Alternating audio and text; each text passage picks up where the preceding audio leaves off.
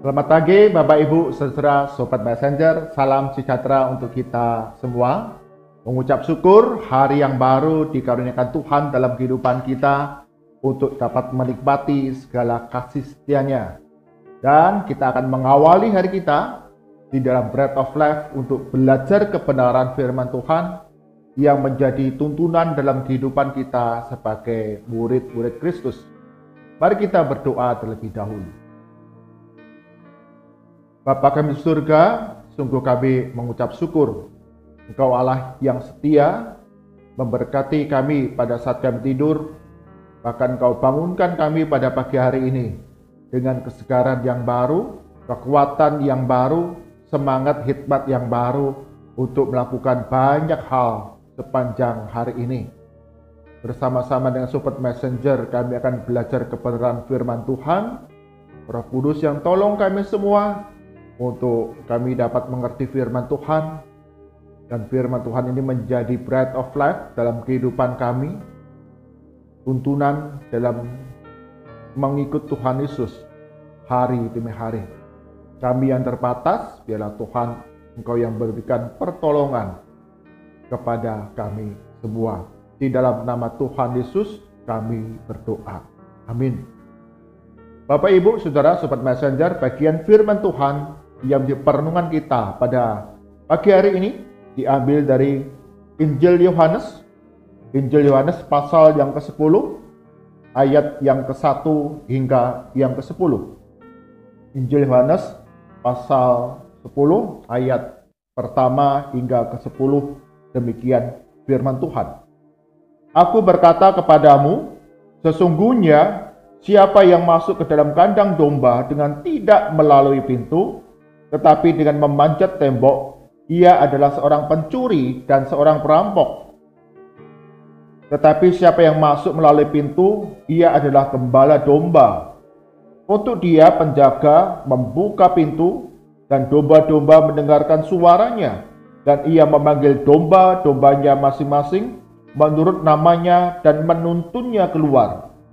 Jika semua dombanya telah dibawanya keluar, ia berjalan di depan mereka, dan domba-domba itu mengikuti dia, karena mereka mengenal suaranya. Tetapi seorang asing pasti tidak mereka ikuti, malah mereka lari daripadanya, karena suara orang-orang asing tidak mereka kenal. Itulah yang dikatakan Yesus dalam perumpamaan kepada mereka, tetapi mereka tidak mengerti apa maksudnya. Ia berkata demikian kepada mereka. Maka kata Yesus sekali lagi, aku berkata kepadamu, sesungguhnya akulah pintu ke domba-domba itu. Semua orang yang datang sebelum aku adalah pencuri dan perampok, dan domba-domba itu tidak mendengarkan mereka. Akulah pintu, barang siapa masuk melalui aku, ia akan selamat, dan ia akan masuk dan keluar, dan menemukan padang rumput. Pencuri datang hanya untuk mencuri dan membunuh dan membinasakan. Aku datang supaya mereka mempunyai hidup dan mempunyainya dalam segala kelimpahan. Amin. Demikian firman Tuhan. Yang berbahagia ada setiap kita yang membaca, merenungkan firman Tuhan siang dan malam, serta melakukannya dalam kehidupan kita hari demi hari.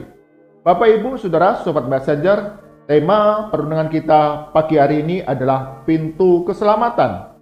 Pintu keselamatan. Seorang turis yang memperhatikan bagaimana seorang gembala domba menggiring domba-dombanya untuk masuk ke kandang di sebuah daerah dekat kota Yerusalem. Turis ini memperhatikan bahwa kandang yang dibuat oleh para gembala itu berupa tumpukan batu yang disusun mengelilingi sebuah padang rumput dengan tumpukan batu yang cukup tinggi sehingga membentuk sebuah kandang. Turis ini menarik memperhatikan apa yang dilakukan oleh gembala ini ketika menuntun domba-domba kawanannya untuk masuk ke dalam kandang yang dia buat. Diperhatikannya bahwa kandang itu berupa bentuk persegi dengan tumpukan batu. Dan Dia melihat tidak ada pintu di sana. Hanya sebuah jalan untuk keluar dan masuk domba-domba itu.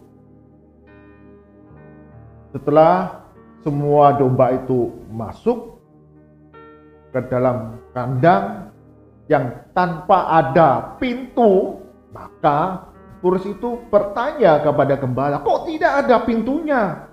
Kamu hanya membuat kandang berupa tembok yang mengelilingi. Hanya ada satu jalan untuk keluar dan masuk, dan itu tidak ada pintunya.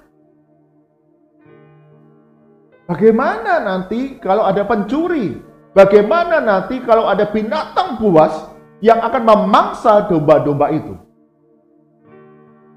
Gembala itu kemudian dengan tersenyum menjawab, "Akulah yang menjadi pintu. Engkau sudah melihat bagaimana domba-domba kawananku masuk melalui aku. Mereka sudah masuk ke dalam kandang, dan aku yang berjaga. Akulah pintu bagi domba-dombaku untuk keluar dan masuk. Ketika mereka sudah masuk ke dalam kandang, akulah yang berjaga. Akulah pintu yang mengamankan mereka, yang melindungi mereka dari pencuri, dari binatang buas." Bapak, Ibu, Saudara, Sobat Messenger, demikian juga melalui pengajaran firman Tuhan yang Yesus ajarkan kepada banyak orang ketika mereka mempertanyakan, Yesus menggunakan kuasa apa menyembuhkan seorang yang buta sejak lahirnya. Kalau kita perhatikan dalam pasal 9, Yesus menyembuhkan seorang yang buta sejak lahirnya. Dan banyak orang menjadi terkejut ketika melihat, "Loh, bukankah ini pengemis buta itu? Sekarang kamu dapat melihat siapa yang menyembuhkanmu." Orang buta yang disembuhkan oleh Yesus mengatakan, "Yesus yang menyembuhkanku." Saat itu ada orang Farisi yang kemudian bertanya, "Dengan kuasa apakah Yesus menyembuhkan engkau?" Mereka mempertanyakan siapakah Yesus yang sudah melakukan mujizat kesembuhan. Dengan kuasa mana Yesus itu melakukan mujizat kesembuhan. Bahkan mereka mencela orang buta yang disembuhkan ini. Mereka tidak tampak bahagia ketika ada seorang kaum Yahudi, umat kesayangan Allah, disembuhkan, dipulihkan, bahkan mempertanyakan siapakah Yesus. Yesus berkata kepada banyak orang melalui perumpamaan adanya kawanan domba, bahwa Yesus berkata, "Akulah pintu bagi kawanan domba gembalaanku."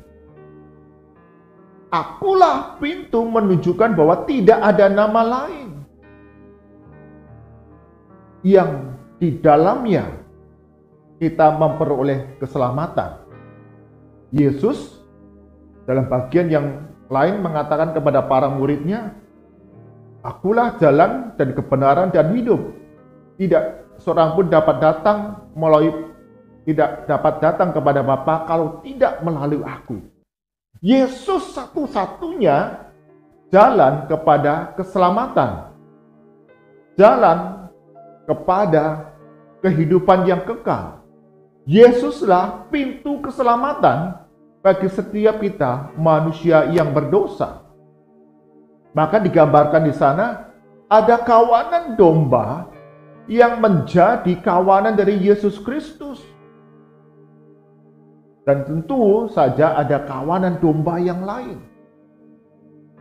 yang ingin mendapatkan keselamatan, yang ingin mendapatkan perlindungan. Tetapi firman Tuhan dengan jelas mengatakan kepada kita bahwa tidak ada nama lain di bawah kolong langit ini, dalam dunia ini, yang kepadanya keselamatan itu dikaruniakan, yaitu Yesus orang Nazaret yang kau salibkan itu. Demikian kata Petrus di hadapan mahkamah agama. Akulah pintu. Perkataan Yesus ini menegaskan kepada kita semua bahwa Yesuslah pintu keselamatan. Tidak ada yang lain. Di tengah-tengah dunia ini, kita menyadari ada berbagai macam rupa-rupa pengajaran yang ingin membawa manusia kepada keselamatan hidup yang kekal. Tapi sungguh kita diingatkan kembali bahwa semua orang sudah berbuat dosa. Bagaimana kita yang berdosa, bagaimana kita yang kotor dan najis ini dapat datang kepada Allah yang Maha Kudus? Segala usaha kita adalah sia-sia. Bahkan dikatakan perbuatan baik kita pun seperti kain yang kotor. Karena apa? Memang kita kain yang kotor. Dengan usaha sendiri, ya tetaplah kita adalah kain yang kotor. Kita perlu kuasa di luar dari diri kita yang menyucikan, menguduskan kita. Yaitu kematian Yesus Kristus di atas kayu salib. Darahnya dicurahkan untuk menyucikan, menguduskan kita. Dan kematiannya di atas kayu salib menebus kita dari hukuman dosa. Akulah pintu.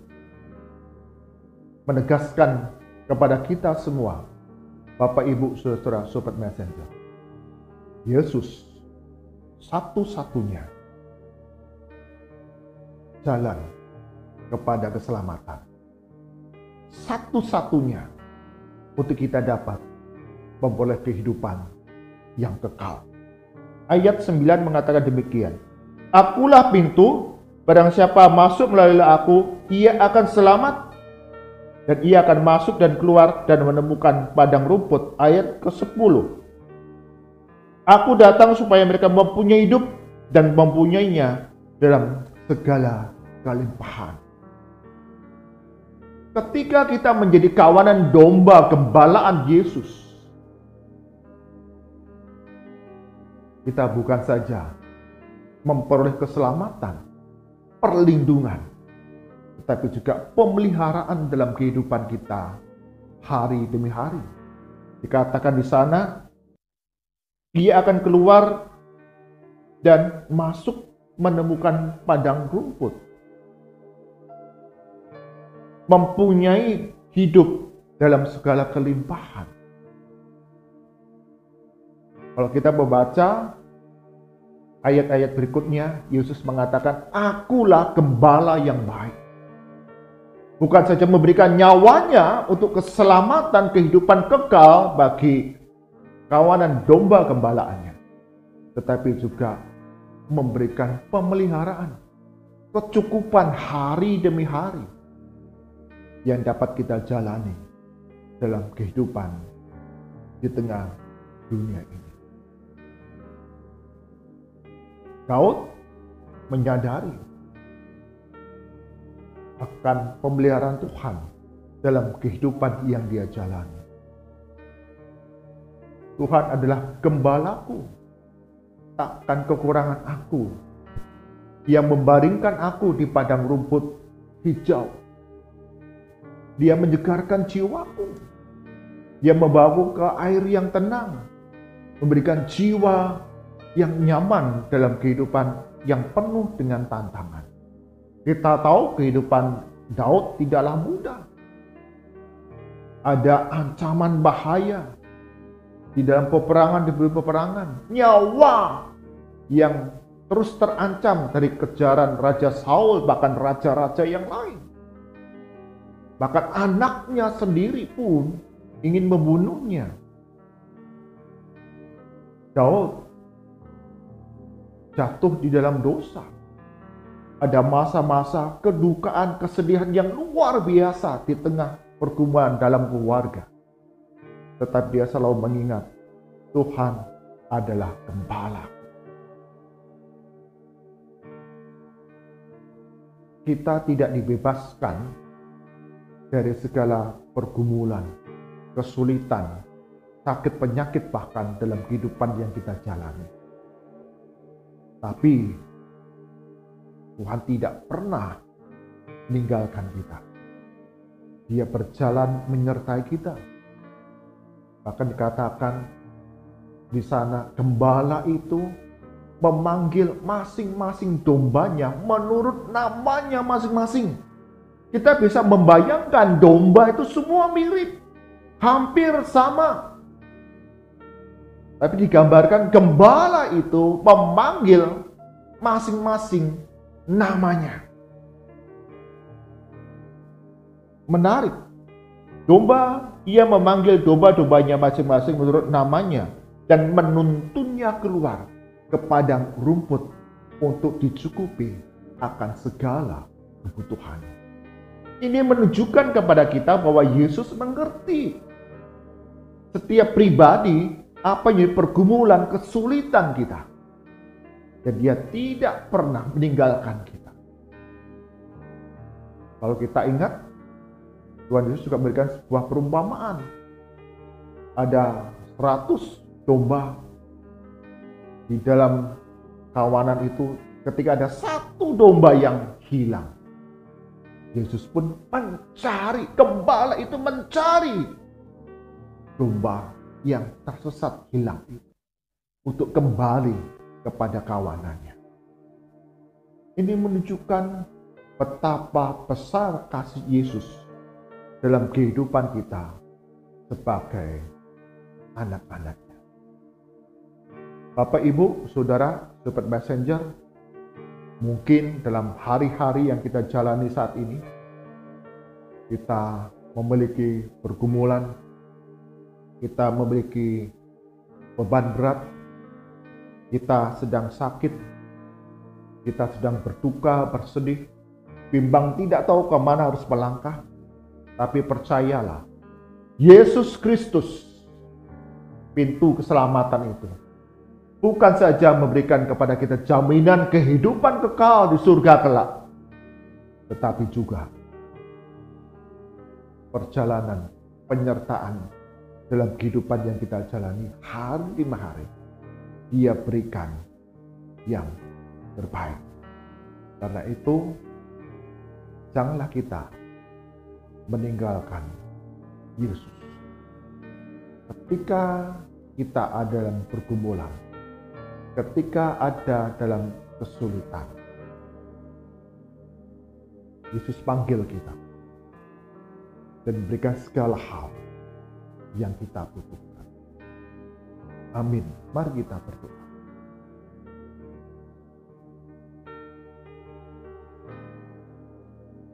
Tuhan Yesus, sungguh kami mengucap syukur.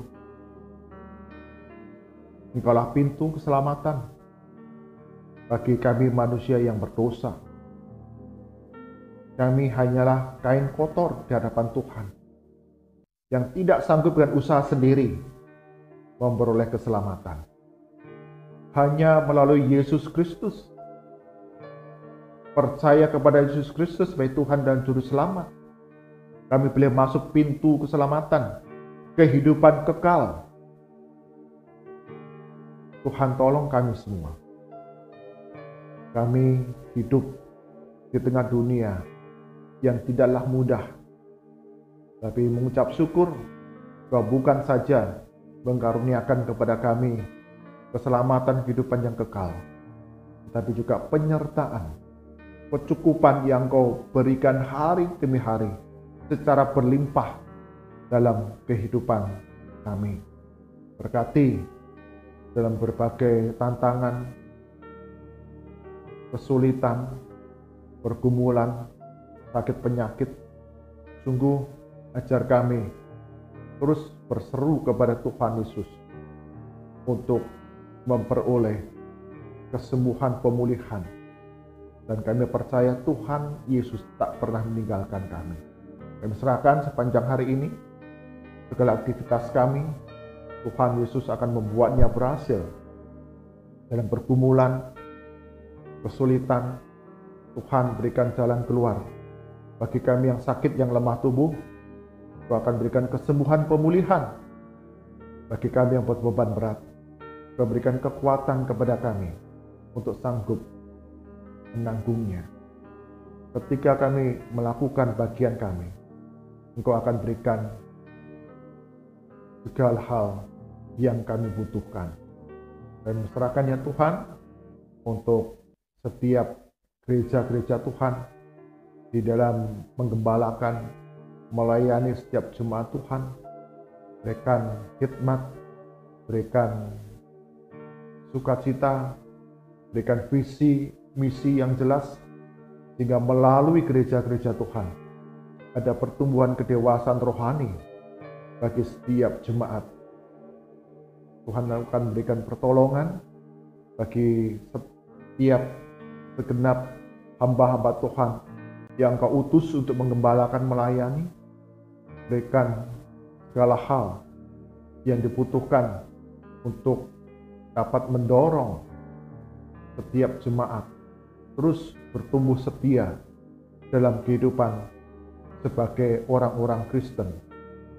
Di tengah berbagai kesulitan, kami boleh bertumbuh dalam satu gereja untuk semakin kuat dalam persekutuan yang ada, dan kami boleh membawa menjangkau jiwa-jiwa baru kepada Kristus.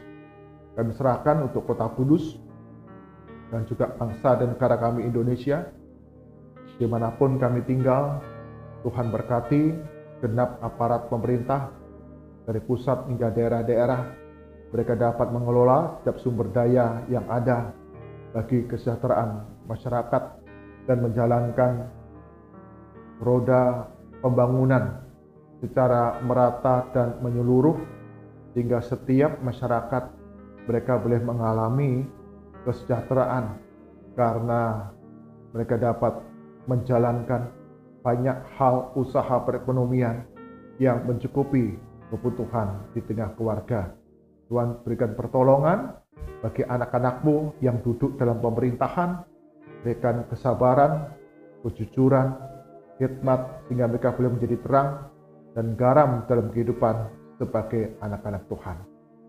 Sehingga negara kami Indonesia ini terus bertumbuh, mendatangkan kesejahteraan bagi semua masyarakat, dan nama Tuhan dipermuliakan. Mari angkatan kita, arahkan hati kita kepada Tuhan, dan kita terima berkat daripada Tuhan. Kasih karunia dan damai sejahtera dari Tuhan kita Yesus Kristus, pemeliharaan yang sempurna dari Allah Bapa, serta persekutuan penghiburan kekuatan dari Roh Kudus senantiasa hadir dalam kehidupan kita sebagai anak-anak Tuhan yang terus bertumbuh menjadi hamba yang baik, hamba yang setia di tengah berbagai tantangan kehidupan, karena kita percaya Yesus Kristus adalah Tuhan dan Juru Selamat yang memberkati kita dari sekarang sampai selama-lamanya. Amin. Bapak Ibu, saudara-saudara, Sobat Messenger, kita diingatkan kembali bahwa Yesuslah satu-satunya pintu keselamatan yang membawa kita kepada kehidupan yang kekal. Dan pemeliharaannya begitu setia hari demi hari yang kita jalani. Dia memberikan pertolongan, kebaikan, dan sukacita bagi kita semua. Tuhan Yesus berkati kita semua.